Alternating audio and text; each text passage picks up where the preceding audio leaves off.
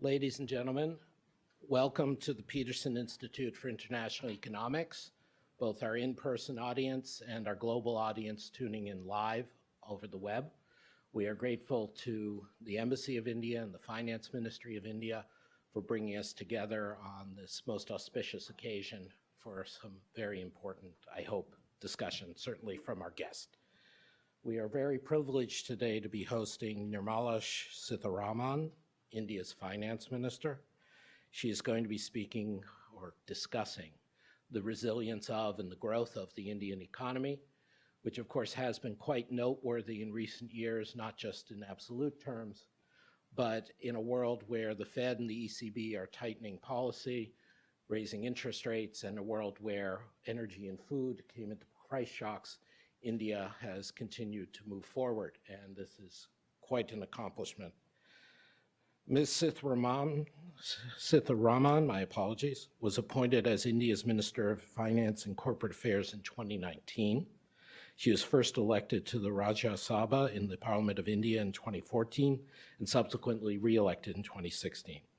She has also held several ministerial portfolios since 2014, including Minister of Defense, Minister of State of the Ministry of Commerce and Industry, Minister of State in the Ministry of Finance, and Minister of State in the Ministry of Corporate Affairs. Again, as Finance Minister, she oversees those last two ministries now. She has been a member of the BJP party since 2006 and previously served as a spokesperson for the party.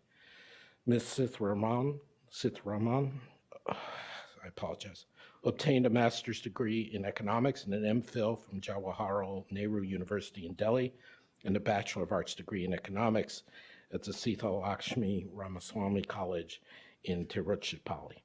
More pressingly for those of us in Washington, she has been a powerful figure in her views and in her vision at the G20, including with India's leadership of the G20 in recent months, and we're very privileged to have her with us here today at the Peterson Institute. Thank you, Minister.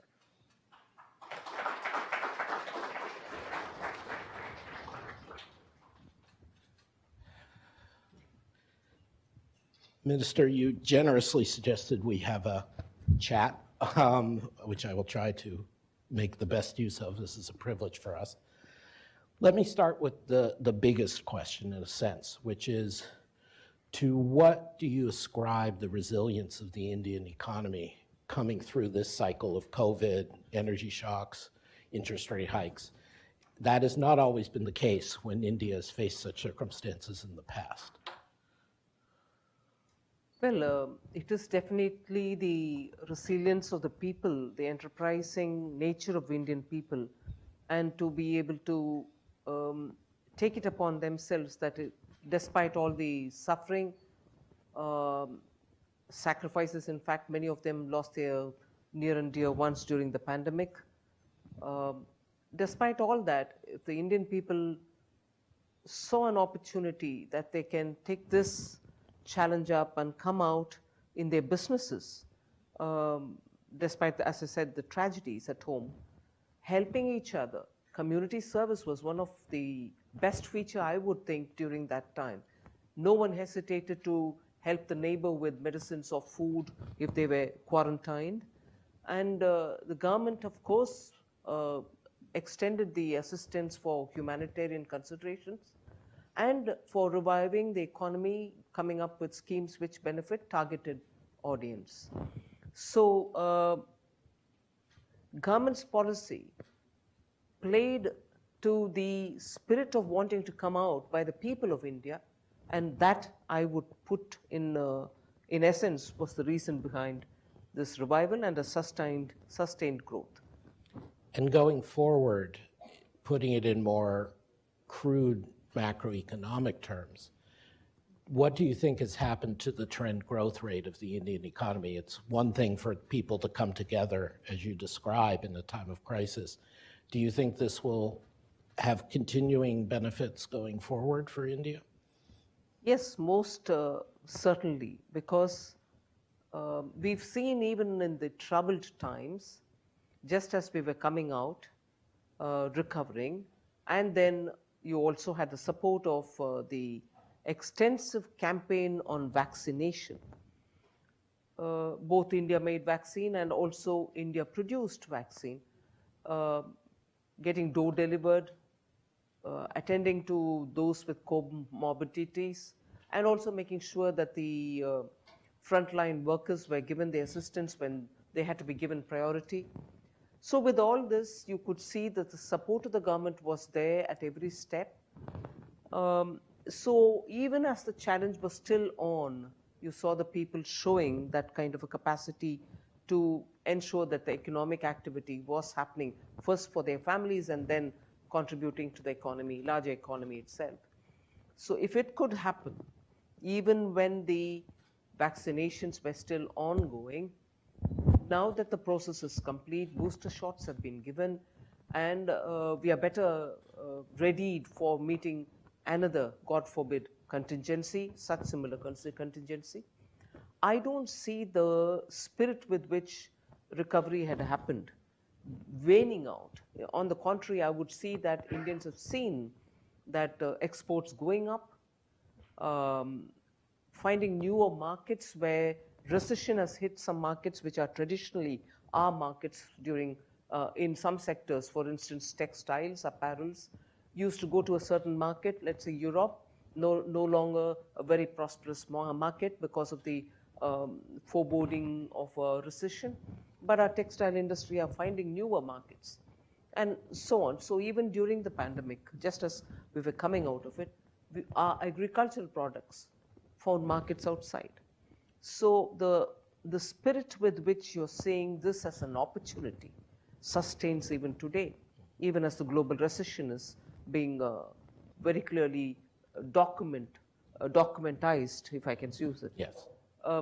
So the Indian opportunity that is before every businessman, every trader, every exporter, every manufacturer is there for everyone to seize the opportunity. And that spirit prevails, and that's why I think this growth is sustainable.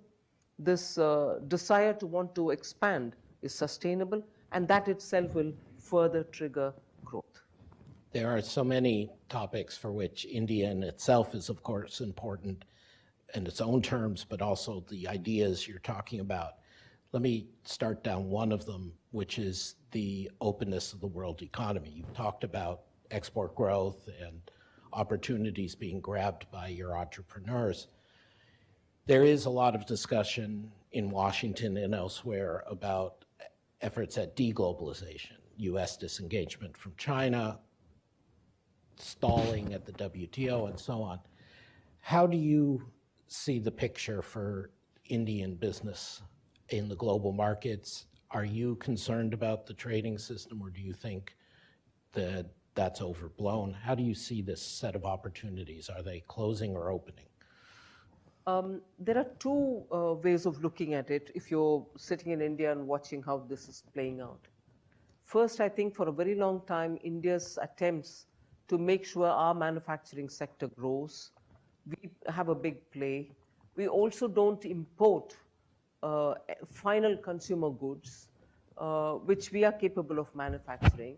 However, when you have price discrepancies or price competitiveness affecting your purchasing decisions, you end up buying those which you can produce because they come at a far more cheaper rate.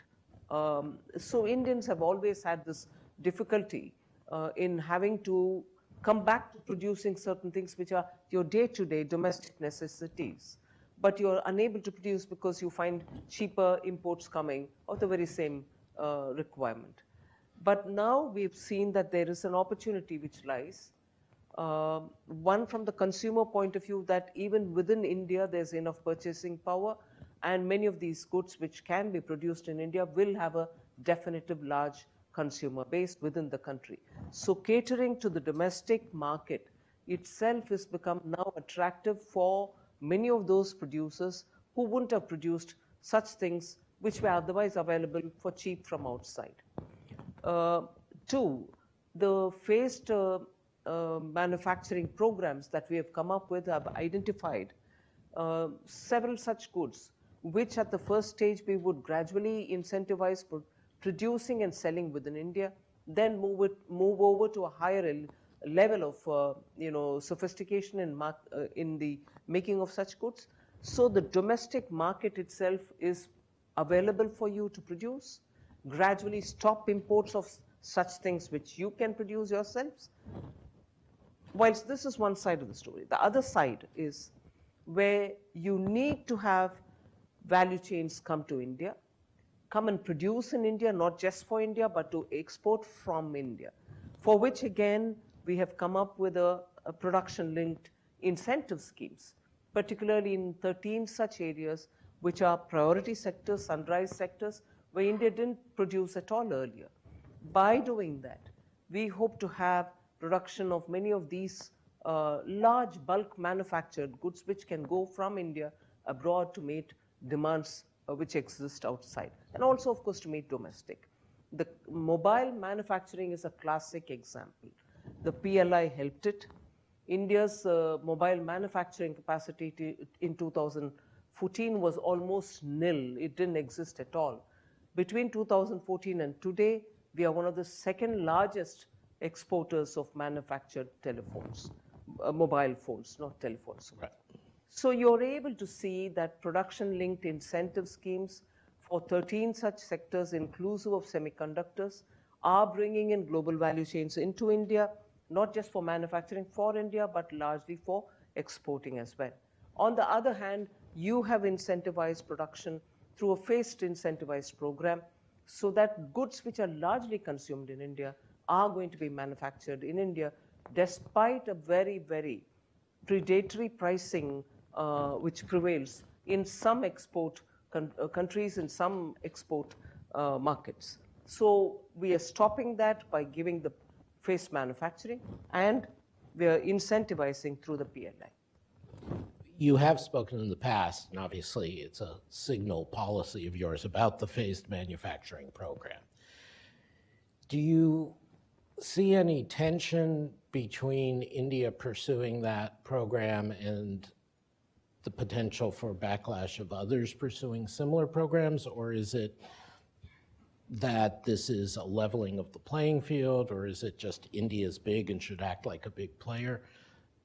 I mean, how does this play out if Brazil and Russia and US all go to rules of domestic content? I don't think there's a one-point answer for this. Mm-hmm. It's going to have to be calibrated to include all these challenges, mm-hmm. even as you want to incentivize India's own production.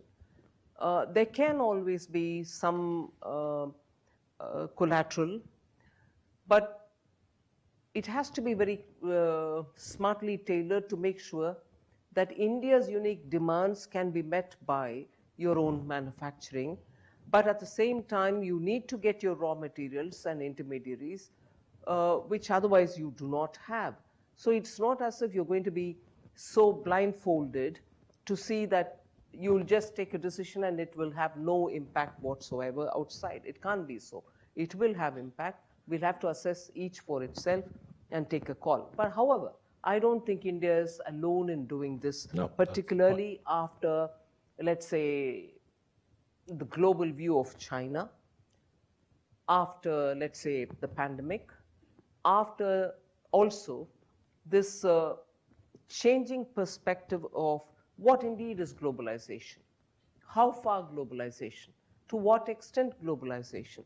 So when all these questions are happening and being discussed all over the world, India cannot be in isolation. So if that's going to, the discussions elsewhere are going to have some impact, so will we have in India as well. So it indicates to a dynamic position globally on globalization itself, and also looking at how just tariff is not going to be one way of controlling or preserving your capacities in manufacturing. So it is a strand, I suppose, in a larger debate of how the global trade will have to happen. Thank you for the nuance. So in that regard, obviously there are a number of plurilateral trade agreements being negotiated. India's been part of some of those and not of others. The WTO multilateral agenda seems to be quite stalled. in your role speaking for India on such issues, where do you see any prospect for multilateral rounds being useful? In addition, with RCEP and CPTPP and areas adjoining yours, are there agreements that India wishes to pursue at this time in terms of trade? Or is it, we'll take it as it comes and negotiate? No, I think India has shown very clearly its initiative is working out well in pursuing with countries and agreeing to have FTAs with them. So free trade agreements are being signed, in fact, far speedily nowadays. We've just concluded one with Australia. We've concluded earlier one with the UAE, Mauritius. And as it is, we've had agreements with ASEAN, free trade agreements both in goods and services with ASEAN. We have had with Korea, with Japan. So free trade agreements have bilaterally or with multilateral groups been the route which India has had till before 2014, and now between 2019 and today, we've had at least 3 major agreements signed. So we shall proceed in that route also with the United Kingdom, with the European Union, and with Canada. All the 3 are happening now. As we speak, the negotiations are going on. So we shall go in those preferential routes. Plurilateral, I'm not sure where it's going to begin, when it's going to begin. I know between 2014 and 16, there was a lot of, what can I say, ferocious speed with which the TPP was pushed forward. It had its own course, a roller coaster course. But now I think there is an attempt to revive it. We'll see when that comes. But we are very clearly moving forward on bilateral agreements, preferential agreements with some countries. I'm sorry to push further, but on the multilateral front, is there anything you would like to see agreed at the WTO, or not really? Well, I would love WTO to be a lot more progressive, a lot more listening to all countries, to be fair to all members. I fortunately or unfortunately spent some time with the WTO in my capacity as a Commerce Minister of India between 2014 and 17. No, it has to give more space to hear voices of countries which have something different to say. And not just hear, but also somewhat heed. Because today's message for the WTO should be to have greater openness. In fact, I'm not quoting in the context of WTO, but it might be useful to recall the words of US Commerce Secretary Catherine Tai. She had recently spoken, and I was very, very impressed, if I can use that word, about what exactly is the traditional trading approach. What exactly is liberalizing the market? What would actually mean in terms of tariff reduction? It is true now, countries do look at it. It is a time when countries are looking at what extent to which you would want to have market liberalization. It has had cost repercussions for the US economy. And that's exactly what the US Secretary of Commerce has said.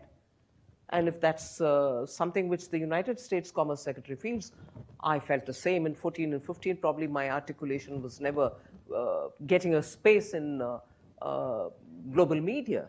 But many of the global South countries do have the same feeling. What exactly is this? How far is liberalization? To what extent tariff reduction? We in India, for all the less developed countries, I won't take too much of time on this one issue. I'm just looking at my notes. Please take as long as you want. All right. The global South, if you would ask them, would have similar opinion as today's Commerce Secretary. But in India, we've already extended to all the least developed countries, quota-free, tariff-free trading policy. So any country, let's say from Africa or anywhere else, the Pacific Islands or countries which are aspirational low-income countries, can export to India without any of these restrictions. So where it is possible, we are opening up.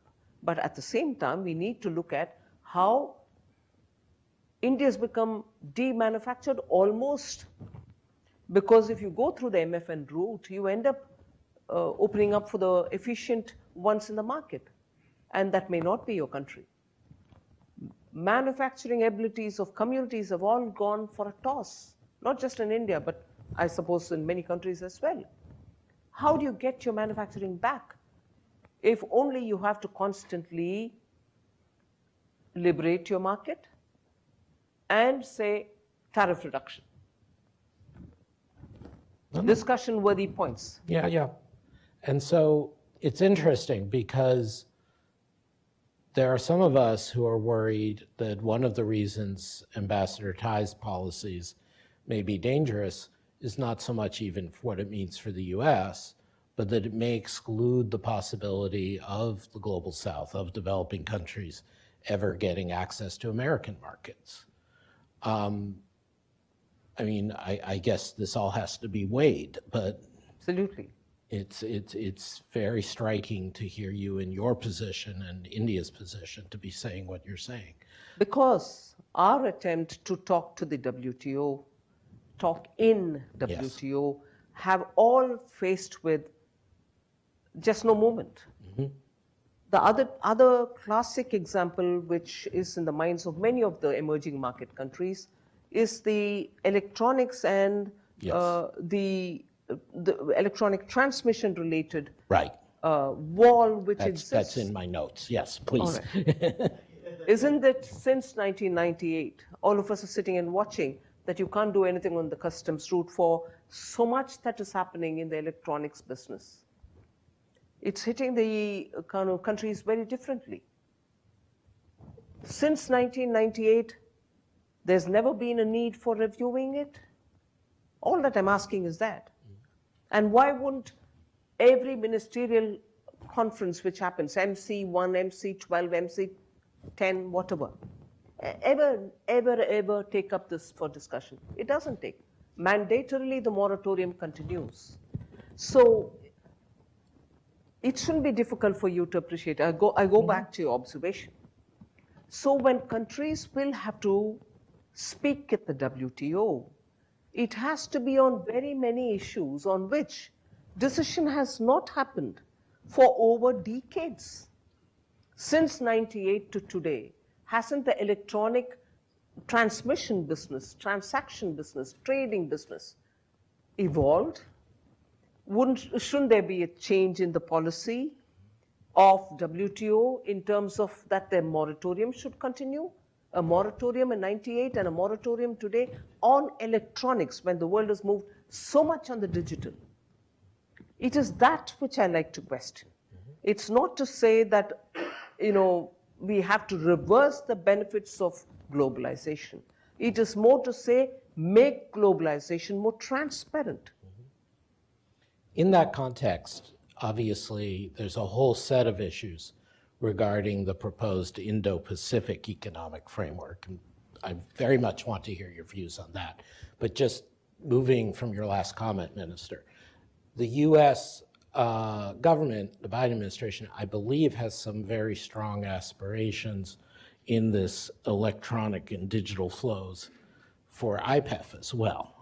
So leaving aside the WTO agreement of 98, how do you see this playing out in IPEF? Will the US heed and hear more than the WTO did on this topic? Well, before I answer this particular aspect of the IPEF, I would like to draw the attention that for IPEF, the moment it was discussed and it was put across, India was one of the first countries to readily come on board onto 3 of the 4 pillars. We were very happy to come on board saying this is going to help in getting together so many countries in the Indo-Pacific area, because this is very important. And together, in all probability, if my data is right, more than 40% of the global trading communities and the markets would be covered under this. So we are enthusiastic about IPEF. We would want to progress with it. On this issue of electronic transmission, we'll certainly have to sit and work with. I would want to take the example of the global taxation, which became a part of the G20, yet to be ratified by some.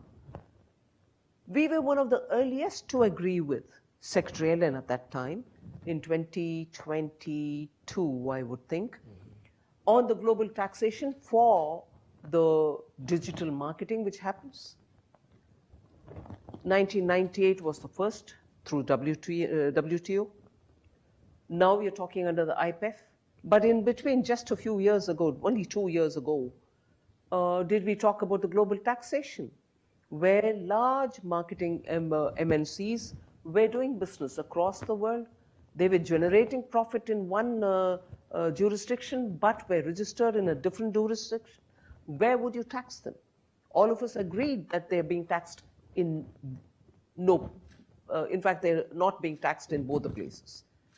Double taxation avoidance. It wasn't happening in both places. So as a result, the two-pillar solution, which came up with the taxation framework, we had agreed to it. So as regards how we would handle electronic transmission under the IPEF, you can see that there is one step taken forward, and a big step at that, in the G20. So here too, if we sit together and all the minds are put together thinking about it, I'm sure solutions can emerge. So since you have taken up in the broader context, this is a great opportunity to ask you more about your vision going forward for IPEF. The pillars that you mentioned that, as you say, India was one of the first to stand up and support, so far to analysts like us at the Peterson Institute have not yielded very much. What do you see as a practical agenda going forward for IPEF? Is there anything India would like to come out of this beyond just the association of like-minded countries? Well, you're right. I would like to see a greater substantive discussion on all the three pillars in which we are, and of course the fourth pillar for all others as well who have come on board in the first pillar, which is trade, I think. Right. So yes, more needs to be done. More needs to be done substantially. There has to be greater involvement of all those who have subscribed to it to sit and talk about it. Sooner we see tangible results, greater the benefit for all of us, especially when the global churn is happening on trade, I would think. Yes. So a common thread you mentioned earlier, again, I'm just checking my notes, I apologize, the phased manufacturing program and then the other efforts as well as your opening up to developing countries, and just the way that India is poised to starting to be even more important in global value chains. And then there's IPEF. And both of these, to be frank, are seen in Washington as ways of rerouting the global economy away from China.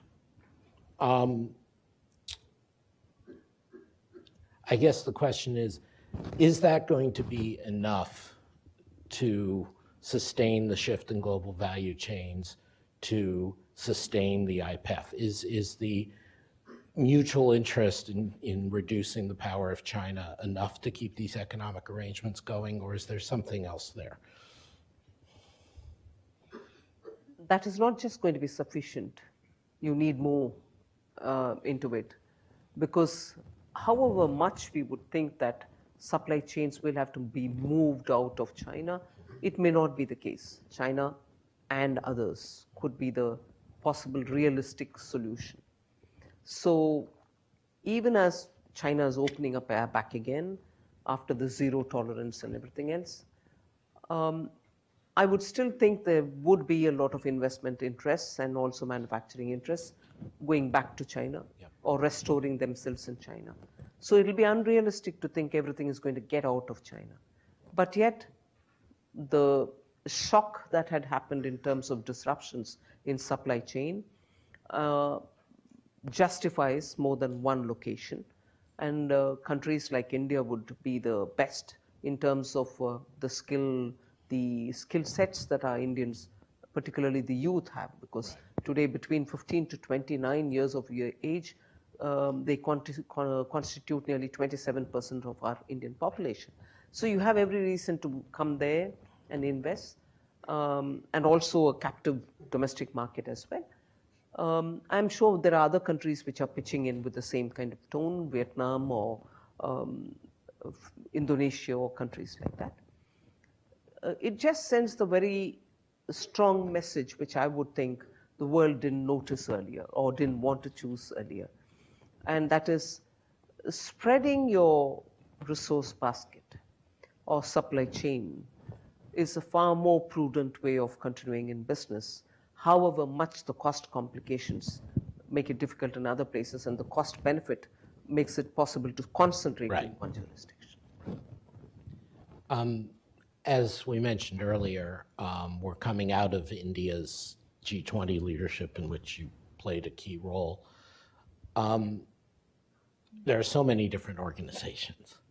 What do you see as the successes of India's chairing the G20, given the fact that there's obviously a division in the group due to Russia's invasion of Ukraine? And what do you hope your successors in the next couple of years can take forward in the G20?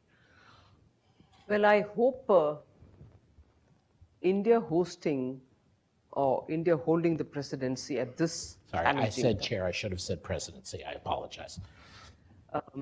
So India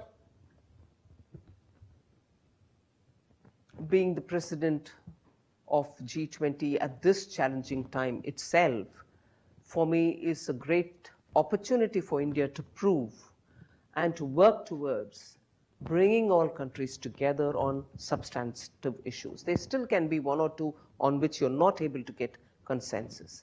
But there are pressing issues of the world which a forum like G20 will have to address. And I would think it is time that the members of the G20 sit up and take these issues on board.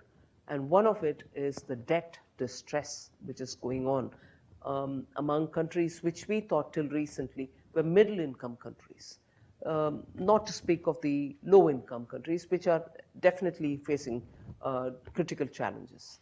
But the rate of collapse of the middle-income countries, one or two of them stand out as examples, because of the distress, debt distress, needs to be addressed and addressed in time.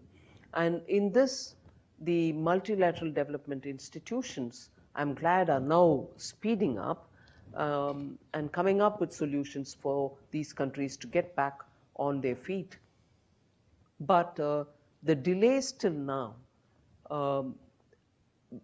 during the pandemic, it's excusable. But even before the pandemic, 3, 4, 5 years sometimes for countries to get resolution from IMF or be able to sit up and say we have some alternatives is not good enough.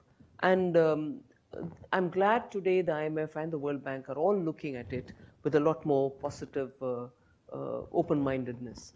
So India's presidency, therefore, at this time to look at institutional reform, to make them 21st century ready, to make them ready for meeting situations such as pandemic. For instance, World Health Organization, not the discussion point for G20, but earlier, a high-level committee was appointed just to make sure that any future pandemic, God forbid, we shouldn't have one, but then any future pandemic does not have the same pressing issues as we had in 2020. Not enough resources, not quickly dispersing them, and so on. So the high-level committee came up with suggestions and formulations with which funds have to be raised, they have to be located, and located within the WHO, but at least be ready to address such issues, because by the time the vaccinations could reach the African nations, for instance, in many cases it didn't even reach. It was rather too late by the time it could reach. And there were countries which were willing to share, but there were many others who were not willing to share even vaccines. So these are issues which we as the G20 presidency are happy to be able to work together with countries and get them onto the center stage so that solutions can be arrived at. Similarly, there are other very pressing issues such as cryptocurrencies. We've seen so many collapses, such shocking developments in the crypto world. Even that requires the G20 to give its time. We are pressing with some kind of a proposal. The IMF is giving a paper, the FSB is giving a paper. Again, India presidency taking that on board and taking up the cause of a common framework with which all countries can deal with this matter. We are not expecting them to agree to it, but at least discuss it, IMF and FSB's papers. So there are so many different such agenda with which India's presidency will put forward our own proposal, but also carry forward some of those which, say, the Italian presidency had, Japanese presidency had, in terms of building smart urban infrastructure, quality urban infrastructure. So we are carrying forward some of the agenda of the earlier presidencies, setting our own issues on the table, and future presidencies will work together with them. But I'll finish this with this one last line. From the last presidency, Indonesia, ours now, and then Brazil and so on, you will have emerging market countries being the president of G20, at least in 3 consequent terms. And I hope this will bring more of the emerging market views and also the voice of the South onto the table of G20, which we hope we're able to bring on now. If I could follow up on that, one place where, at least in my understanding, the Indian presidency has been key is on the debt issues you started with. I believe Sri Lanka's somewhat restructuring is in part thanks to India's leadership. In Washington, there is constant discussion of the idea that the US and China are very far apart on debt issues, that China doesn't have the same transparency or possibilities for restructuring that Paris Club debtors do. Should we expect any progress on this by the end of the spring meetings, that on the debt issues, whether through India's leadership or through the G20 or through the IMF? Do you have hope for some progress in this dispute? Yes, I have hope for some movement forward, because not just the India presidency of the G20, but both the IMF and the World Bank themselves are also holding a global sovereign debt round table.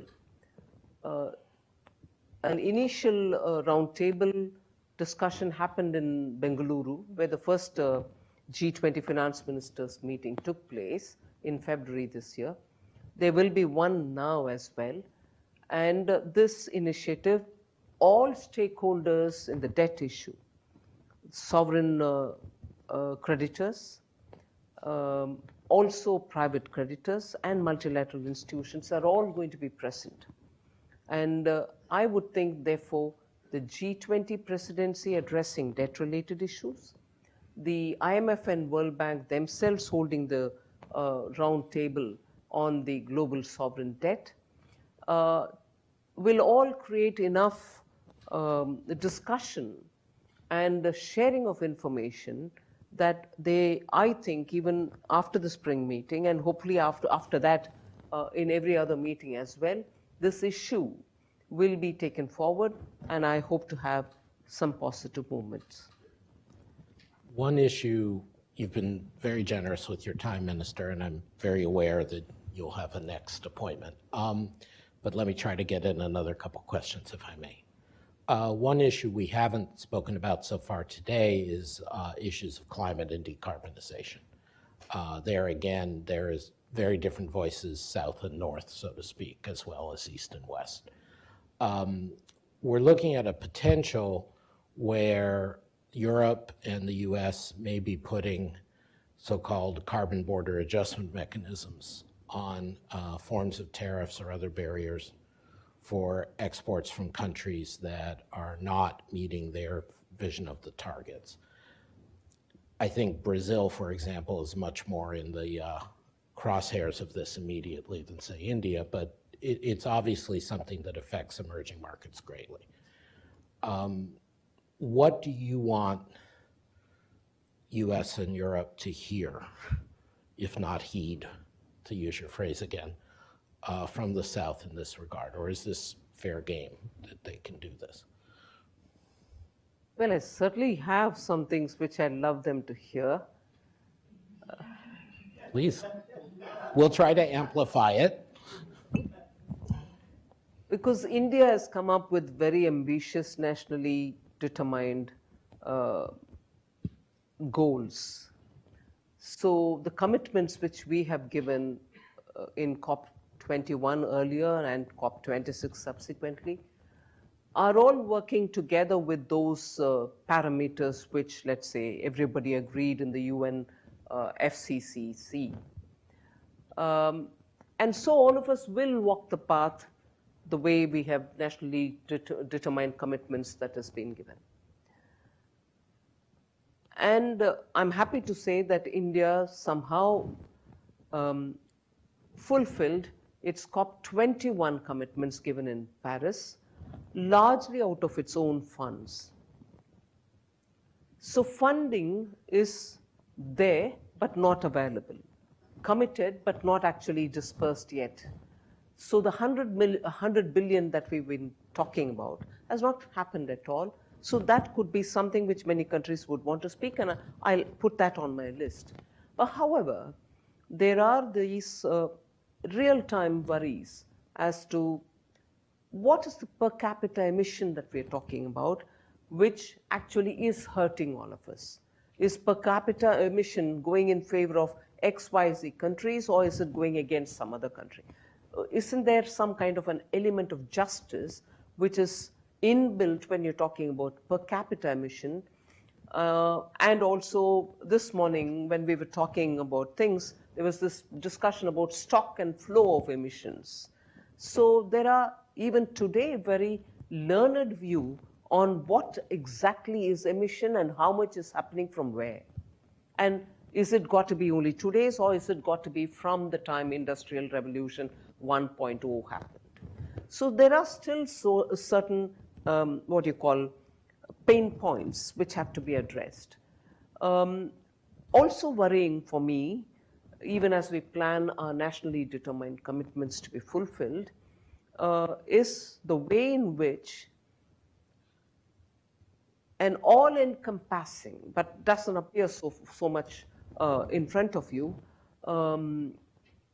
instruments through which, tools through which countries are going to be questioned or bound by certain expectations, such as when you're funding development projects. For countries like India, I can't speak for many others, but I'll speak for my own, where we are proving repeatedly that we are complying with the expectations and the commitments given by us. If funding for developmental activities come with inbuilt conditions, saying unless you use this element of, let us say, steel, or this element of cement, or you get this particular machine to do it for you, this fund will not be able to help your developmental goals. Now, this is going to be the potential friction point, because the reverse of it, if you notice, and I'm placing it completely, if you may allow me to say this, brazenly.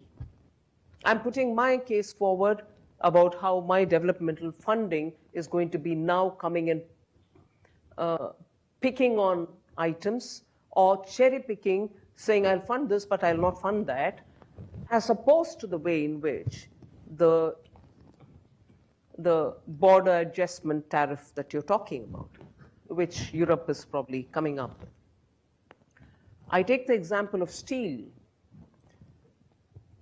Any non-green steel coming into Europe is going to be put on with, or burdened with, a higher customs duty. to make up for the fact that it is not a green steel, it is a dirty steel, but yet we'll buy the dirty steel if you pay more. And why do we do that? Because we have dirty steel, which has now got to become clean steel, but for the cost, I need this money which is coming from the border adjustment tax. I'm sorry to speak like an activist, but that's how it looks. So my non-green steel is okay for you as long as I'm paying extra. That extra is not coming for me to convert my dirty steel into green steel, good steel, whereas I'm being given the comfort of you may export to me, I'll buy your dirty steel provided you pay me more. And what will I do with that money? I'll convert my green steel my dirty steel to green steel, and post that the world will come up with a situation of saying no non-green steel can be traded, sorry, and the only green steel will be available you know where. So that worries me. I wish that money is available for all of us who are producing steel, and say like you also make your steel greener now and I'll do mine. And then afterwards, we'll see who's cost effective and therefore trade on that. Is it fair practice, therefore? And therefore, if I were to replicate it, are we doing what Mahatma Gandhi said once? I'm blind in one eye, but I would punish the other, and therefore all of us will become blind. Is that the solution we are giving for trading and in the name of green? So there are worries about how the green issues are going to be spoken about, carried forward, and to make the world greener, sometimes I'm not sure solutions are working in favor of all. We generally are, at least I personally, I won't speak for the Institute, are generally in favor of solutions that are based on industry or action behavior rather than location. So it's very good to hear your perspective. Another place, though, where perceptions are very different in Europe, if not the US, from India, is on politics. There is widespread reporting in the Western press about MPs from the opposition party losing status, about Muslim minorities in India being subjected to violence. I'm not going to ask you to deny or comment or rebut. What I would ask is, are these perceptions affecting in any way your sense of investment in India or capital flows, or has this not been an issue? I would think the answer for that lies with those investors who are coming to India, and they've been coming. And as somebody who's interested in receiving investments, I would only say, come have a look at what's happening in India, rather than listen to perceptions being built by people who have not even visited on the ground and who produce reports. Again, you know, emerging markets do carry this burden of, you're the emerging market, you have every business to ask us for help, or every business to speak about every issue on which you need to play a constructive role, but yet the prescriptions are ours. I would want to ask if that's not to say, or not to even imply that I accept the perception that you're referring to. India has the second largest Muslim population in the world. And that population is only growing in numbers. If there is a perception, or if there's in reality, their lives are difficult or made difficult with the support of the state, which is what is implied in most of these write-ups, I would ask, will this happen in India, in the sense, will the Muslim population be growing than what it was in 1947? As opposed to, let us say, I take the name of the country and therefore the contrast can be sharper, as opposed to Pakistan which was formed at the same time. India was divided into two, Pakistan. Pakistan declared itself an Islamic country, but however is said, minorities will be protected. Every minority has been dwindling in its number, or if I may use the word which is harsher, decimated in Pakistan. Even some of the Muslim sects have also been decimated. Violence prevails against Muhajirs, Shia, and every other group you can name, which is not accepted by the mainstream, I don't know, Sunnis probably. Whereas in India, you would find every strand of Muslim doing their business, their children getting educated, fellowships are being given by the government, and I would want to see where exactly is that one state where. And again, law and order is a very state subject. It's not the government of India's subject. Each province has its elected government. They take care of the law and order in those states. So across the board in India, if violence is happening to make Muslims get affected, itself is a fallacy as a statement. It cannot be so. Each province and its police are different. They are run by the elected governments in those provinces. So that itself tells you how these reports have no clue of the law and order systems in India.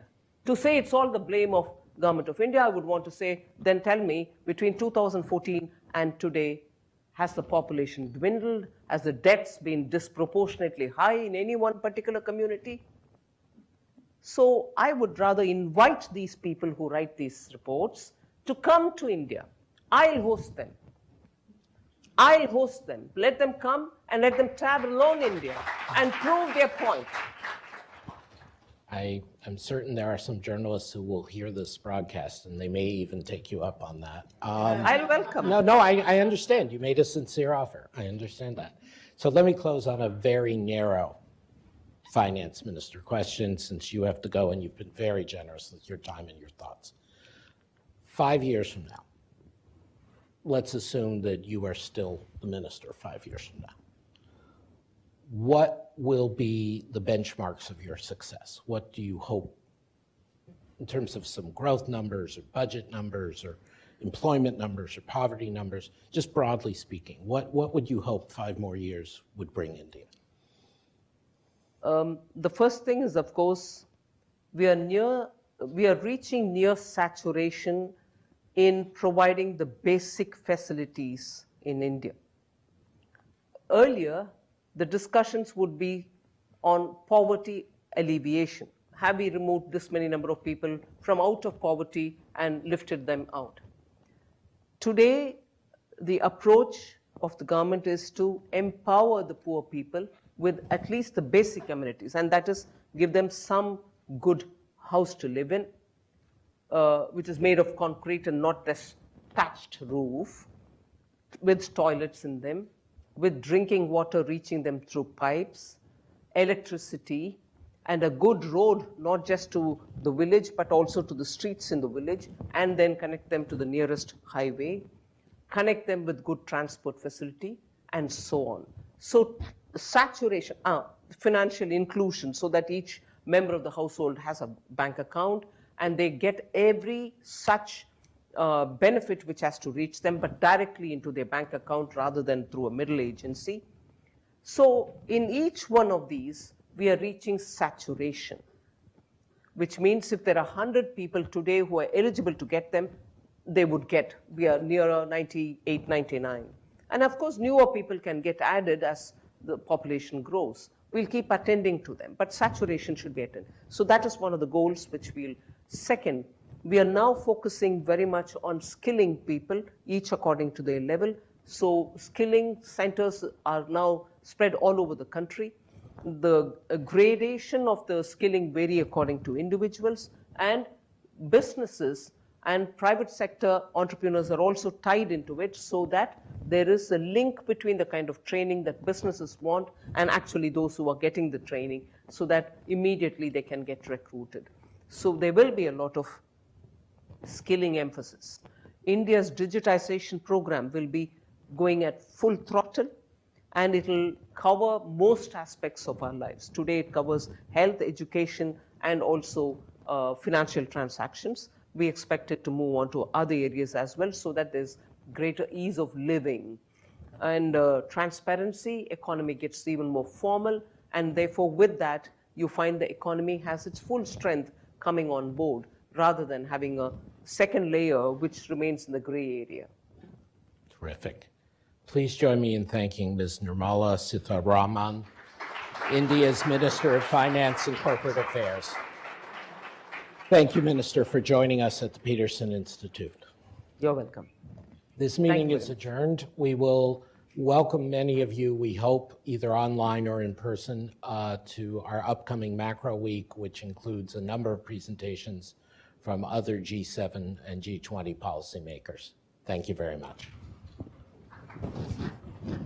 Yes, of course. Thank you so much, Madam.